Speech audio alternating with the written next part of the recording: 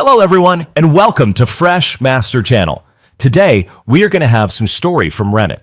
But before we start, don't forget to subscribe, like the video if you enjoyed it, and leave a comment down below. These simple clips will mean a lot to the future of this channel. First you stole my wife. Now I'm stealing your future. The voice recorder clicked off with a soft snap that echoed through my home office like a rupture. I sat there in the dark, staring at the small device that had just shattered my 20-year marriage into 1,000 jagged pieces. "You're not his toy anymore, Aaron," Maddie's voice had crackled through the speaker just moments before. "That coal-covered caveman doesn't deserve you. You need to set yourself free." My wife's laugh had followed. Bright, conspiratorial, nothing like the tired sighs I'd been getting at home. "You're right, I'm done pretending to be happy in this dump of a town." I'd planted that recorder in Erin's purse 3 days ago, after catching her deleting text messages and taking mysterious phone calls in the garage. Call it paranoia or instinct, but 20 years of marriage teaches you when something's rotting beneath the surface. The coal mine business had been good to us, real good. I'd built Blackstone Mining from nothing, started with a shovel and a dream, worked my way up from the pit to the office. Now I employed half of Gray Ridge, West Virginia, and our bank account had more zeros than most folks in this dying town would see in a lifetime. But apparently, that wasn't enough for Aaron anymore. I rewound the recording and listened again to the part that made my insides turn to ice water. "Jackson's picking me up at 8 tomorrow," Aaron had whispered to her sister Trish. "Tell Mom I'm staying at your place if anyone asks." Jackson Price, that smooth-talking logistics coordinator from Aaron's company. I'd met him at the Christmas party last year, all teeth and handshakes, the kind of guy who called everyone buddy and wore cologne that cost more than my work boots. The front door creaked open downstairs. Aaron's heels clicked across our hardwood floors, the same floors I'd installed myself when we bought this house 15 years ago. "Honey?" she called out, her voice sugary sweet. "You still up?" I slipped the recorder into my desk drawer and flicked on the lamp. "Just finishing some paperwork." She appeared in the doorway, still wearing that black dress she'd claimed was for a girls' night out. Her makeup was smudged, and there was a hickey on her neck that she'd tried to cover with foundation. "How was your evening with the girls?" I asked, keeping my voice level. "Oh, you know how it is. Maddie's still complaining about her divorce settlement, and Trish can't stop talking about her new boyfriend." She fidgeted with her wedding ring, the same ring I'd saved 6 months to buy when we were young and broke and stupid in love. "That's nice," I said. "Get home safe." She kissed my forehead, and I caught a whiff of unfamiliar cologne. Not the cheap stuff I wore, but something expensive and cloying. After she went upstairs, I sat in the dark for another hour, listening to her shower and wondering how long this had been going on. The woman I'd married wouldn't have lied to my face with such practiced ease. That Aaron had been honest to a fault, sometimes brutally so. This new version was a stranger wearing my wife's face. I pulled out my phone and scrolled through our recent text conversations. Nothing but logistics, grocery lists, schedule confirmations, the mundane maintenance of a marriage running on autopilot. When had we stopped talking about real things? When had I become just another item on her to-do list? The next morning, I watched from the kitchen window as Erin loaded an overnight bag into her car. She'd told me she was spending the weekend at Trish's place, helping her sister redecorate after her recent breakup. But I knew better now. I waited until her car disappeared around the corner, then grabbed my keys and headed for the mine. Saturday mornings were usually quiet at the office, which made it the perfect time for planning. Blackstone Mining sat on 300 acres of scarred earth about 10 miles outside Gray Ridge. The main office was a converted double-wide trailer that I'd been promising to replace for 5 years.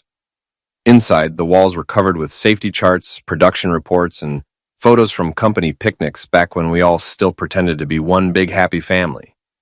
I fired up the coffee maker and spread out a map of the county on my desk. Jackson Price lived in Morgantown, about 40 miles east. There were 3 motels between here and there, all the kind of places that rented rooms by the hour and didn't ask questions. My phone buzzed with a text from Big Joe, who owned the Lantern, the closest thing Gray Ridge had to a decent bar. "Saw your missus at the Roadside Inn last night. Thought you should know, the Roadside Inn. A fleabag motel on Route 19 that catered to truckers and cheating spouses. I'd driven past it 1,000 times and never given it a second thought. I texted back, "Thanks, Joe, I owe you one. You don't owe me nothing, brother. Just take care of yourself. Big Joe had been my friend since high school, back when we were both dumb enough to think we'd escape Gray Ridge and make something of ourselves in the big city. He'd made it as far as Pittsburgh before a stint in county lockup convinced him to come home and take over his father's bar. I'd never left at all, but I had made something of myself, right here in this forgotten corner of Appalachia. I employed 63 people and pumped millions of dollars into the local economy every year. I'd earned respect the hard way, with calloused hands and an honest day's work. And now my wife was throwing it all away for some slick-haired pretty boy who probably couldn't change his own oil. I spent the rest of the morning going through personnel files, looking for any connection between my operation and Jackson Price. What I found made my jaw clench so hard I thought my teeth might crack. 3 months ago, we'd been hit with a surprise safety inspection that had cost us 2 weeks of production and $30,000 in fees. The inspector had known exactly where to look, like someone had given him a roadmap of our operation. The complaint had been filed anonymously, but it had come through the same regional office where Jackson worked. My wife hadn't just been cheating on me. She'd been feeding information to her boyfriend, helping him sabotage my business. I leaned back in my chair and stared at the ceiling tiles, trying to process the magnitude of her betrayal. This wasn't just about love or romance or whatever fairy tale she'd convinced herself she was living. This was about destroying everything I'd built. The smart thing would have been to call a lawyer, file for divorce, and try to salvage what I could. But I'd never been accused of being smart. I was a coal miner's son who'd clawed his way up from nothing, and I'd learned early that sometimes you have to fight dirty to survive. If Erin wanted to play games, I'd teach her the rules. Sunday morning arrived gray and drizzling, the kind of weather that matched my mood perfectly. I was nursing my second cup of coffee when Trish knocked on the back door. My sister-in-law was 5 years younger than Erin, with the same blonde hair but none of the polish. Where Erin had learned to smooth her rough edges, Trish still carried herself like the scrappy kid from the wrong side of Gray Ridge that she'd always been. "Morning, Danny," she said, letting herself into the kitchen without waiting for an invitation. "Erin around? She's still at your place, isn't she?" I kept my voice neutral, curious to see how deep this conspiracy went. Trish's face flushed red. "Oh, right, of course. I left early this morning and wasn't sure if she was still sleeping." Strike one. If Erin had really spent the night at Trish's place, her sister would know whether she was still there. "Want some coffee?" I offered. "Sure." Trish settled into the chair across from me, the same spot where Erin used to sit when we'd plan our days over breakfast. Before she'd started making plans that didn't include me, I poured her a mug and studied her face. Trish had always been the wild one, the sister who'd gotten pregnant at 16 and married 3 different men before she turned 30. But she'd also been fiercely loyal to family, which made her presence here interesting. "You know," she said, stirring sugar into her coffee, "I've been thinking about what you said at Christmas." I hadn't said much of anything at Christmas, but I played along. "What's that?" "About how marriage takes work. How you have to fight for what matters." She looked up at me with eyes that were too knowing for comfort.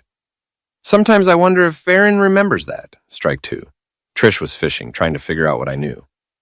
"Erin's going through a phase," I said carefully. "New job, new friends. She's trying to figure out who she wants to be." "Yeah, about those new friends." Trish pulled out her phone and scrolled through her photos. "I was at Maddie's birthday party last week. Erin couldn't make it. Said she had to work late, but Maddie showed us some interesting pictures." She turned the phone toward me, and my blood turned to ice. The photo showed Erin and Jackson at some upscale restaurant in Morgantown. She was laughing at something he'd said, her hand resting on his arm in a gesture that was way too intimate for business colleagues. "Maddie thinks it's hilarious," Trish continued. "She keeps saying Erin deserves better than being stuck in this dead-end town with a man who smells like coal dust." Strike three. But instead of anger, I felt something cold and calculating settle in my chest. "How long have you known?" I asked. Trish's shoulders sagged with relief. "About 6 weeks. I tried to talk to her, Danny, I really did. But she's got it in her head that she's some kind of trapped princess, and Jackson's her knight in shining armor." "Why are you telling me this?" "Because you're family," she said simply. "And because Erin's making a mistake that's going to destroy everything good in her life." I studied my sister-in-law's face, looking for signs of deception. Trish had always been transparent to a fault. She couldn't lie to save her life, which had gotten her into trouble more times than I could count. "What do you want me to do about it?" I asked. I don't know. Maybe nothing. Maybe everything. She leaned forward, her voice dropping to a whisper. But if you're planning something, I want to help. The smart thing would have been to send her home and handle this myself. But Trish had just handed me something more valuable than money. Information and an inside track to Aaron's plans. I might need someone to keep an eye on things, I said carefully. Let me know if Aaron's planning any more overnight trips. Trish nodded eagerly. She's got another business conference next weekend in Charleston this time. Charleston was only 2 hours away, close enough for day trips if it was really about business. The overnight stay was just another lie in a growing collection. After Trish left, I sat in my kitchen and tried to figure out what game she was really playing. The obvious answer was that she genuinely cared about her sister and wanted to prevent a disaster. But Trish had always been jealous of Aaron's success, her stable marriage, her comfortable life. Maybe she saw this as an opportunity to watch her perfect sister fall from grace. Or maybe she had her own agenda entirely. I spent the rest of the day working in my garage, tearing apart an old engine and trying to keep my hands busy while my mind raced. By evening, I'd come up with the skeleton of a plan. Aaron wanted to play games? Fine. But she was about to learn that I'd been playing them longer and better than she ever imagined. The coal business had taught me patience. You don't rush into a mine shaft without checking for gas leaks and structural problems. You survey the terrain, identify the weak points, and then you dig carefully and methodically until you reach your target. Aaron and Jackson had given me plenty of weak points to exploit. When my wife came home that evening, she was glowing with the kind of happiness I hadn't seen from her in months. She chattered about her weekend with Trish, spinning elaborate stories about shopping trips and movie marathons that sounded rehearsed and hollow. I played the part of the oblivious husband, nodding in the right places and asking harmless questions about her fictional weekend. But inside, I was taking notes, cataloging every lie for future reference. I'm thinking about taking that promotion they offered me, she said over dinner. It would mean more travel, but the money's too good to pass up. The promotion was real. I'd heard her talking about it months ago. But I was willing to bet the sudden interest had more to do with spending time with Jackson than advancing her career. That's great, honey, I said. You've worked hard for this. She smiled and reached across the table to squeeze my hand. Thanks for being so understanding. I know it's not easy having a wife who's never home anymore. The casual cruelty of that statement took my breath away. She was actually thanking me for making it easier for her to cheat. That night, as she slept beside me, I stared at the ceiling and finalized my plans. Aaron thought she was so clever, sneaking around behind my back while I played the role of the dumb, trusting husband. She had no idea what she'd unleashed. Monday morning found me at the Lantern before the sun came up, nursing a cup of coffee that could strip paint and waiting for Big Joe to finish his inventory. The bar looked different in the harsh fluorescent light, older, more worn around the edges. The neon beer signs were dark, and the jukebox sat silent in the corner like a sleeping giant. You look like heck, Joe said, emerging from the back room with a clipboard and a frown. When's the last time you slept? Sleep's overrated, I replied. I need a favor. Joe poured himself a cup of coffee and settled onto the stool next to mine. At 52, he was built like a linebacker going to seed, with graying hair and knuckles scarred from his younger, stupider days. What kind of favor? The kind that involves Jackson Price and a little public embarrassment. Joe's eyes lit up with interest. I'm listening. I laid out the basics of my plan, keeping the details vague but the objective clear. Joe nodded along, occasionally asking questions about timing and logistics. You sure about this? He asked when I finished. Once you start down this road, there's no going back. I'm sure. What about Erin? You still love her?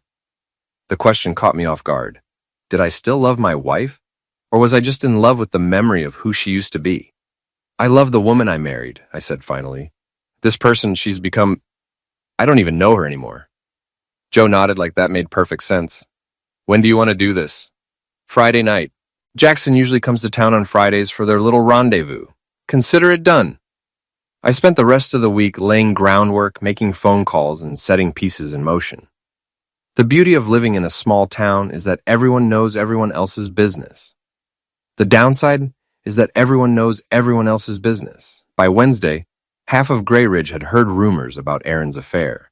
I hadn't spread them directly. That would have been too obvious. Instead, I'd simply mention to a few key people that I was worried about my wife's long hours and frequent travel. In a town where gossip was the primary form of entertainment, that was all it took. Thursday evening, Trish called with an update. "Erin's planning to meet Jackson at the Lantern tomorrow night," she said. "She thinks it'll be more discreet than the motel." I almost laughed. The Lantern was about as discreet as a billboard on Main Street. "Did she say what time?" "Around 9. She's telling you she has to work late on a quarterly report." "Thanks, Trish. I owe you. Just try not to hurt her too bad, okay? She's still my sister." Friday crawled by like a wounded animal. I went through the motions at work, reviewing safety reports and production schedules, but my mind was elsewhere. Several of my employees asked if I was feeling all right, and I realized I must have looked as distracted as I felt. At 7 o'clock, Erin called to tell me she'd be working late. "Don't wait up," she said, her voice bright with anticipation. "This report is going to take forever." "No problem, honey. I might grab a beer at Joe's place anyway." "That sounds nice. You should get out more." The casual dismissal in her voice was like a slap across the face. She was so eager to get rid of me that she didn't even bother to hide it anymore. I arrived at the Lantern at 8:30 and took a seat at the end of the bar where I could watch the door. Joe had briefed his staff on the plan, and everything was set. At 9:15, Erin walked in wearing a dress I'd never seen before, and enough perfume to choke a horse. She looked around, nervously, clearly uncomfortable being in her husband's regular hangout. But she made her way to a corner booth anyway. Jackson arrived 10 minutes later, all smiles and swagger. He kissed Erin on the cheek and slid into the booth across from her, completely oblivious to the fact that half the bar was watching their every move. I nursed my beer and waited. The plan was simple. Let them get comfortable, maybe have a drink or two, and then make my presence known in the most embarrassing way possible. But as I watched them together, saw the way Erin laughed at Jackson's jokes, the way she leaned across the table to touch his hand, I felt something ugly and violent stirring in my chest. This wasn't just about revenge anymore. This was about reclaiming what was mine. At 10 o'clock, I stood up and walked over to their table.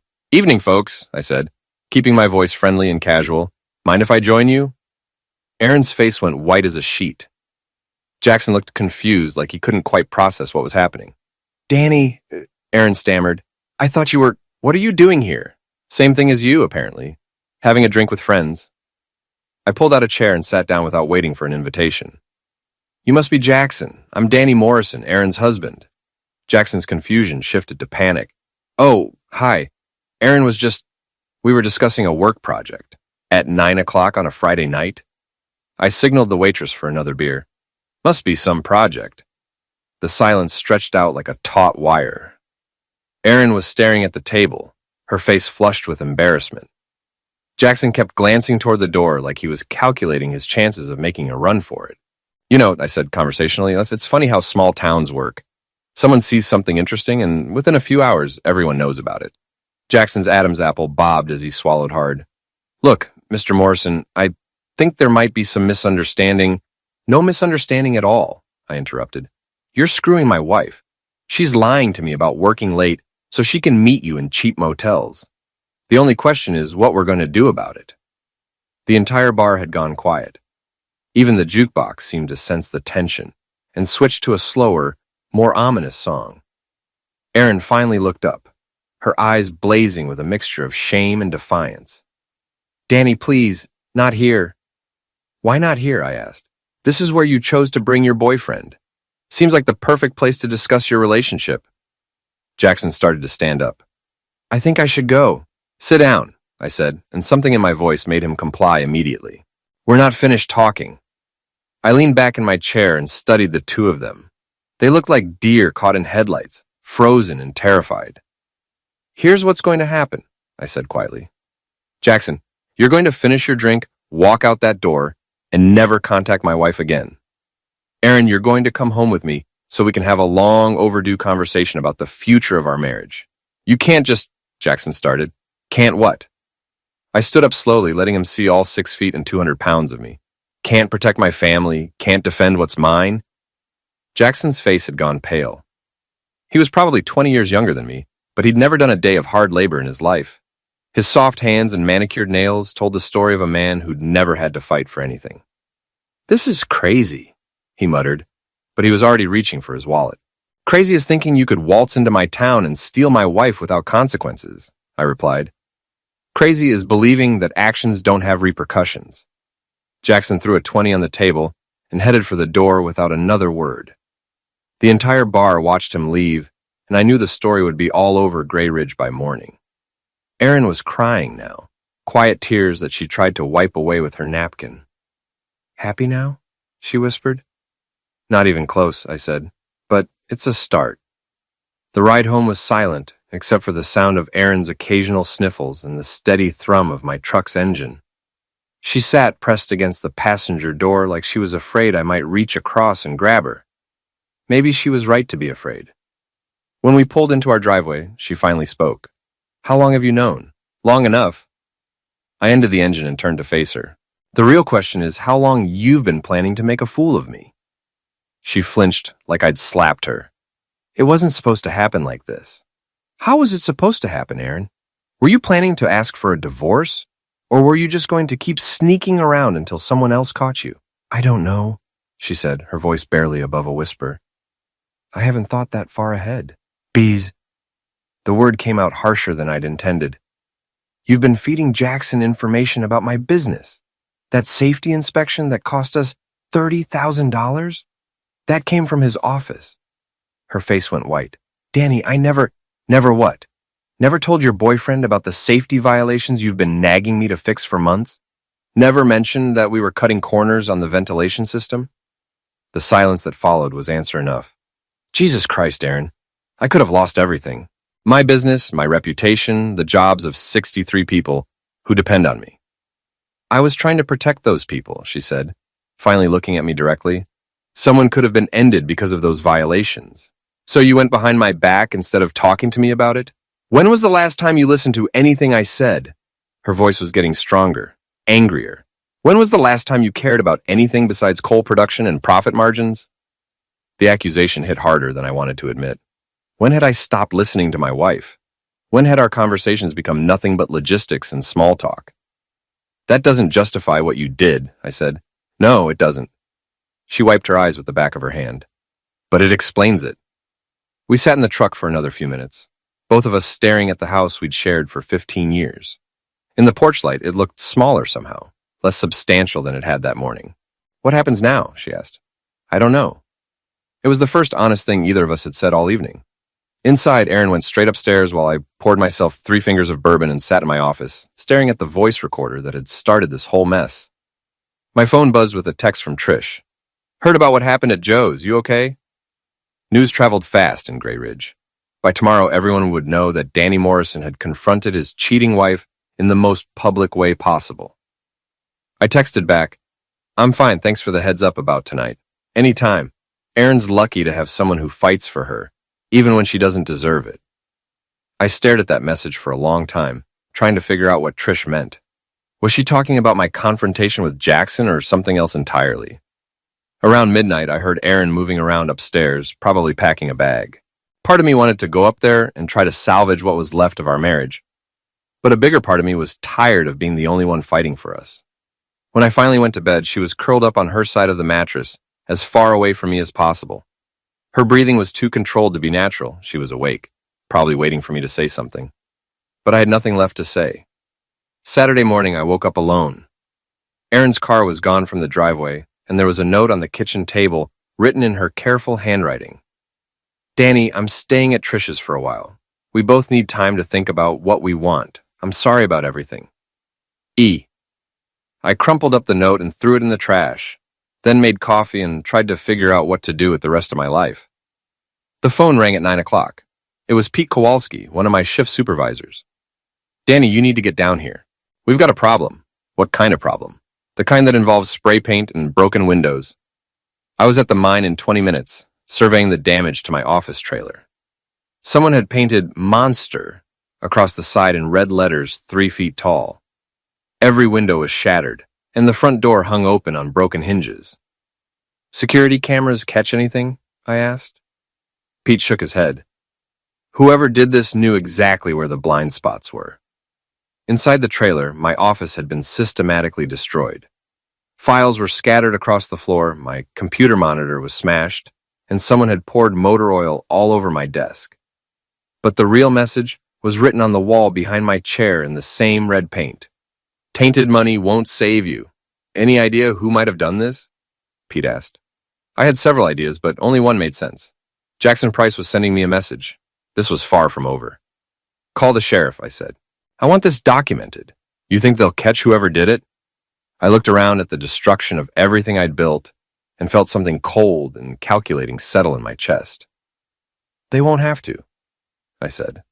I'll handle this myself. Pete gave me a worried look. Danny, maybe you should let the law... The law is not going to protect what's mine, I interrupted, but I will. As I surveyed the wreckage of my office, I realized that Jackson Price had just made a serious mistake. He'd escalated this from a personal matter to a business one, and he'd chosen to play on my turf. He was about to learn why that was a very bad idea. The pit wasn't much to look at from the outside, just a converted warehouse on the wrong side of Gray Ridge with blacked-out windows and a single steel door marked Private Club. But inside, it was where men came to settle their differences the old-fashioned way. Big Joe had introduced me to the place 5 years ago, after a particularly bad day at the mine, when I'd needed to hit something that wouldn't file a lawsuit. The owner, an ex-Marine named Tommy Briggs, ran it like a military operation. Strict rules, no tools, and what happened in the pit stayed in the pit. It was exactly what I needed. You sure about this? Joe asked as we walked through the entrance. There's still time to handle this like civilized people. Jackson Price forfeited his right to civilized treatment when he vandalized my property, I replied. The main floor was a converted boxing gym with a regulation ring in the center and heavy bags hanging from the ceiling. But the real action happened downstairs in the basement where Tommy had set up an octagon cage and a sound system that could wake the dead. It was Saturday night, which meant the place was packed with miners, truckers, and other working-class guys looking to blow off steam. The air was thick with cigarette smoke and testosterone, and the crowd was already getting rowdy. Tommy spotted us from across the room and waved us over. Danny Morrison, he said, clasping my hand in a grip that could crack walnuts. Heard you've been having some domestic troubles. Word travels fast. Faster when it involves Jackson Price. That pretty boy's been running his mouth all over Morgantown, talking about how he's going to run you out of business. My jaw clenched. Is that so? Claims he's got connections in the state regulatory office. Says he can shut down your operation with a phone call. I felt the familiar burn of anger in my chest, but I kept my voice level. I'd like to discuss that with him personally. Tommy grinned, showing teeth that had been rearranged more than once. Funny you should mention that. Mr. Price is supposed to be here tonight. Someone told him you'd be looking for him. The setup was obvious, but I didn't care. Jackson wanted to play games? I'd give him a game he'd never forget. We made our way downstairs, where the crowd was even thicker and the noise was deafening. Two heavyweights were going at it in the cage, trading punches that sounded like sledgehammers hitting meat. There's your boy, Joe said, nodding toward the far corner. Jackson was holding court near the bar, surrounded by 3 guys I didn't recognize. He was wearing jeans and a polo shirt that probably cost more than most people made in a week, looking like he'd stepped out of a country club catalog. When he saw me, his face went pale, but he didn't back down. If anything, he puffed out his chest and took a step forward. Well, well, he said loudly enough for half the room to hear. If it isn't the Coal King himself. Come to apologize for that scene you made at the Lantern. The crowd around us started to take notice. Nothing drew attention like the promise of a good fight. Actually, I said, I came to discuss your redecorating skills. Nice work on my office. Jackson's smirk faltered for just a second. I don't know what you're talking about. Sure you do. Red paint, broken windows, threats written on the walls, very artistic. Sounds like you've got enemies, Morrison. Maybe you should examine your business practices. The crowd was getting bigger, sensing weakness in the water. Someone started chanting, fight, fight, fight, and the energy in the room shifted from casual interest to predatory excitement. Here's what I think happened, I said, stepping closer to Jackson. You got embarrassed last night, so you decided to take it out on my property. Problem is, you picked the wrong man to mess with. You don't scare me, Jackson said, but his voice cracked slightly. I should. Tommy appeared beside us like a referee stepping into a boxing ring. Gentlemen, if you've got a dispute to settle, let's do it properly. Winner takes all. Loser walks away and never comes back. Jackson looked around at the crowd of hostile faces surrounding him. These weren't his people, they were mine, coal miners and construction workers and truck drivers who'd known me for years and had no use for smooth-talking outsiders. "This is insane," he said. "You're the one who wanted to play hardball," I replied. "Let's see what you're made of." The crowd erupted in cheers and started placing bets. Tommy cleared the cage and had us sign waivers that probably wouldn't hold up in court, but made everyone feel better about what was about to happen. Jackson's 3 friends tried to talk him out of it, but his pride wouldn't let him back down in front of so many people. He stripped off his polo shirt, revealing the soft physique of a man who got his exercise at an air-conditioned gym. I took off my work shirt and heard someone in the crowd whistle appreciatively. 20 years of hard labor had left me with the kind of muscle you can't get from lifting weights. Functional strength built from swinging sledgehammers and hauling coal. "Last chance to walk away," I said as we entered the cage. Jackson just glared at me and raised his fists. The fight lasted about 90 seconds. Jackson came at me swinging wildly, throwing haymakers that might have worked in a bar brawl but had no chance against someone who'd been in real fights. I slipped his first punch, absorbed the second on my shoulder, and then introduced him to the canvas with a right cross that started somewhere around my ankles. He went down hard and stayed down. The crowd exploded in cheers and started chanting my name. Tommy raised my hand like I just won the heavyweight championship of the world. Jackson's friends helped him to his feet and half-carried him toward the exit. His face was already swelling, and I was pretty sure I'd broken his nose. "Remember our deal?" I called after him. "Winner takes all." He didn't look back. Later, as Joe and I sat at the bar, nursing beers and accepting congratulations from half the room, I felt something I hadn't experienced in months. Satisfaction. "Feel better?" Joe asked. "Getting there. What's next?" I thought about that question as I watched Jackson's mess being mopped off the canvas. The physical confrontation had been satisfying, but it was just the beginning. Jackson had threatened my business, vandalized my property, and seduced my wife. One beating wasn't nearly enough payback for all of that. "Now the real fun starts," I said. Monday morning brought news that made my weekend victory taste even sweeter. Jackson Price had called in sick to work, citing a family emergency that would keep him out of the office for the rest of the week. Trish delivered the information over coffee at my kitchen table, her eyes bright with malicious glee. "Aaron's been trying to reach him since Saturday night," she said. "He's not answering his phone, not responding to texts. She's starting to panic." "Where is she now?" "Still at my place, but she's talking about driving to Morgantown to check on him." Trish stirred sugar into her coffee with unnecessary violence. "She thinks you might have done something to him." "Me? I was home all weekend, working in the garage. You can ask Joe. He stopped by Sunday afternoon to help me change the oil in my truck." It was a carefully constructed alibi, and Joe would back me up without question. Not that I expected any legal trouble from our encounter at the pit. What happened there stayed there, and Jackson was too proud to admit he'd been beaten by a coal miner in front of 50 witnesses. "What do you want me to tell her?" Trish asked. "The truth. Her boyfriend got scared and ran. Happens to a lot of men when they realize they're in over their heads." Trish nodded, but I could see something else in her expression. A calculating look that made me wonder what game she was really playing. "Danny," she said carefully, "what if I told you there was more to this than just the affair?" "What do you mean?" She pulled out her phone and scrolled through her photos until she found what she was looking for. "I took this at Maddie's birthday party, before I knew about Jackson." The photo showed Aaron, Maddie, and a third woman I didn't recognize, all of them laughing over drinks at some upscale restaurant. "So, look at the background." I studied the image more carefully and felt my blood pressure spike. In the background, partially obscured by other diners, Jackson was sitting at a table with 2 men in expensive suits. One of them was Harold Brennan, a state regulatory official I dealt with during the safety inspection. "When was this taken?" 3 weeks before your mine got inspected." The implications hit me like a sledgehammer. This wasn't just about an affair. It was about a coordinated effort to destroy my business.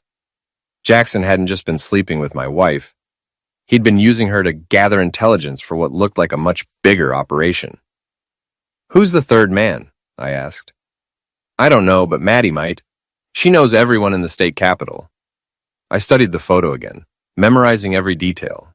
If Jackson thought he could use my wife to take down my business, He was about to learn a very expensive lesson about underestimating coal miners. "I need you to do something for me," I said. "Name it. Set up a meeting with Maddie.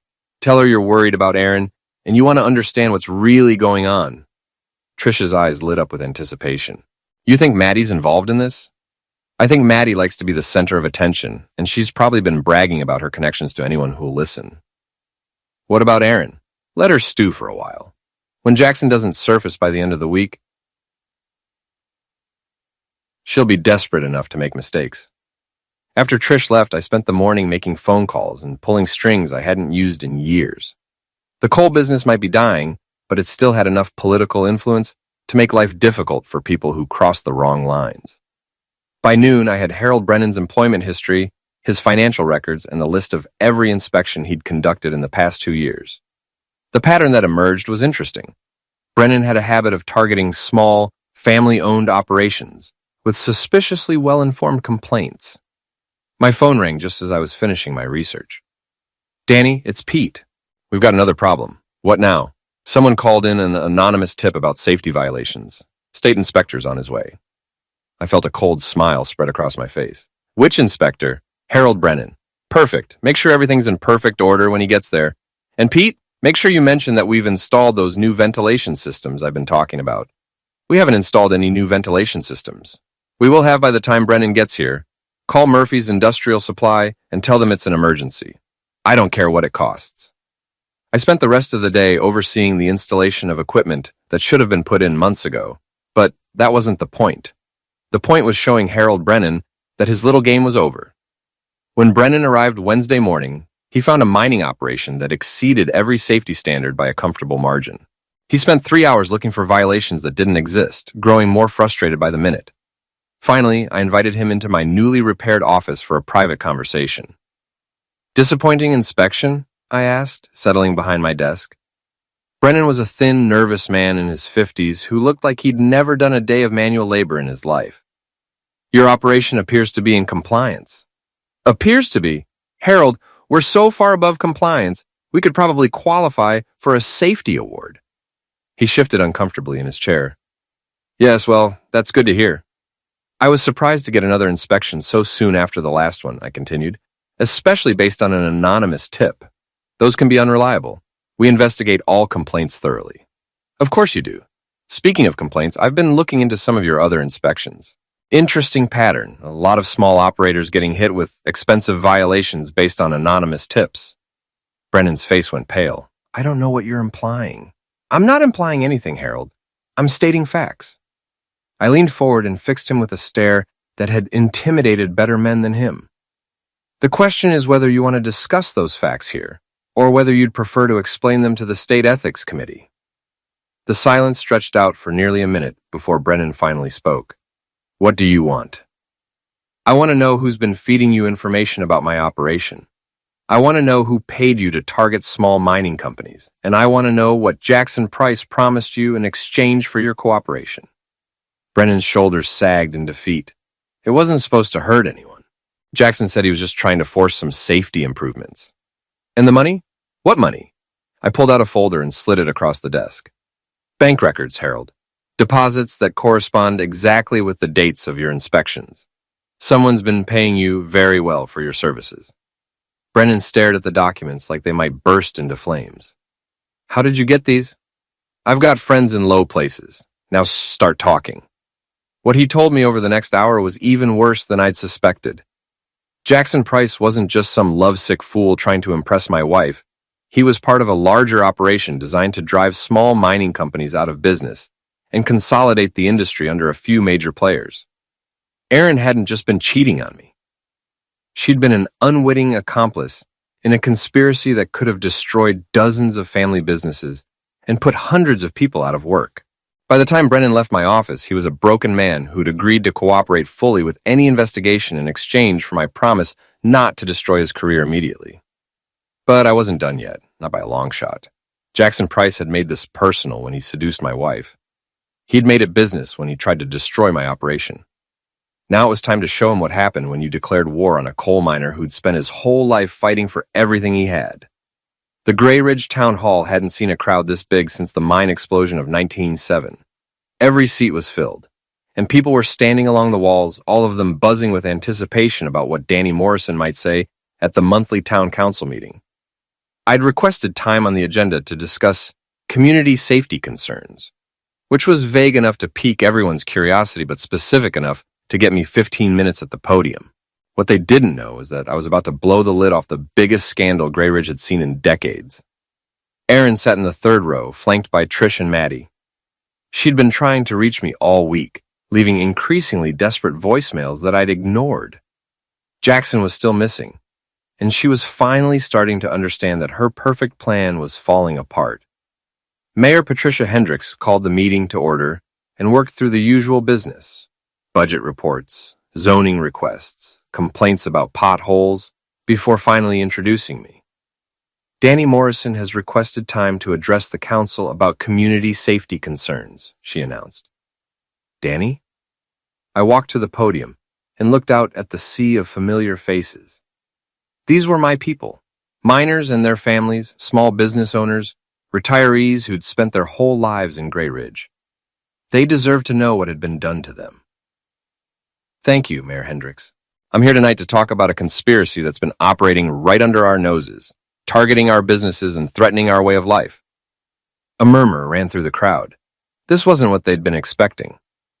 3 months ago, my mining operation was hit with a surprise safety inspection that cost us $30,000 and 2 weeks of production. The inspector claimed he'd received an anonymous tip about violations. I clicked a remote and the first slide appeared on the projection screen behind me, a photo of Harold Brennan accepting an envelope from Jackson Price. That inspector was Harold Brennan, and the tip wasn't anonymous. It came from Jackson Price, a logistics coordinator who's been running a scheme to drive small mining operations out of business. The murmur became a roar.